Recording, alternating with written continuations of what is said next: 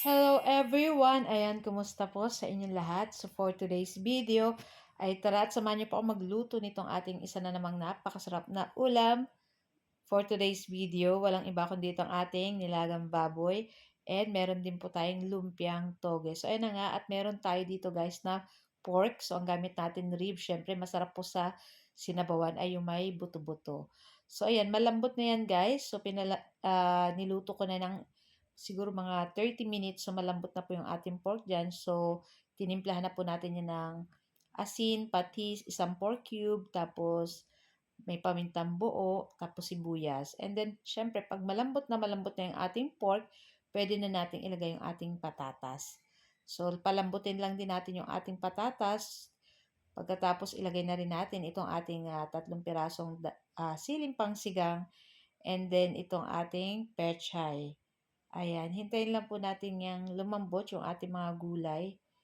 Tapos, ayan, napakadali lang naman at napaka-easy po nitong lutuin. So, ayan na nga at pwede na rin nating ilagay dyan yung ating Baguio beans. So, kahit ano pong gulay naman ay pwede sa nilaga. Ayan. So, tigko konti lang yung nilagay natin dyan guys kasi meron naman tayong patatas, tas may pechay, o di ba? Okay na yan guys. Ang importante masarap at talagang sa panahon ngayon ay malamig na malamig pa. So kahit tanghali na may hangin-hangin pa rin. So nafe-feel mo pa rin yung lamig. Kaya masarap pong humigop ng ganito. Siyempre mainit yung sabaw dapat.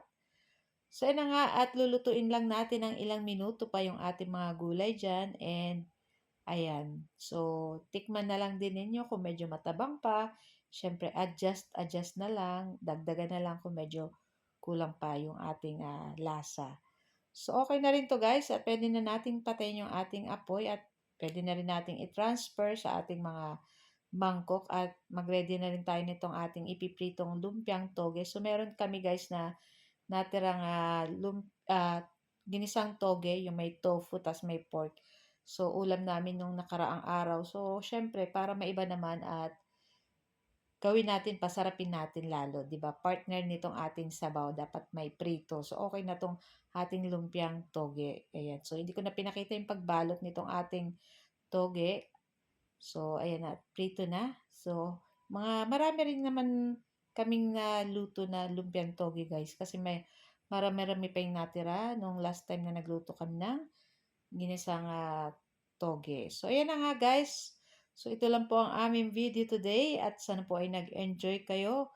And wag niyo po sanang kalimutan mag-like, comment at pa-share na rin po ng ating video. At kung bago pa lang po kayo sa aming page, syempre wag niyo na rin po sanang kalimutan mag-like at mag-follow para palagi po kayong updated sa aming mga bagong video na i-upload. So guys, thank you for watching. Ciao! Bye!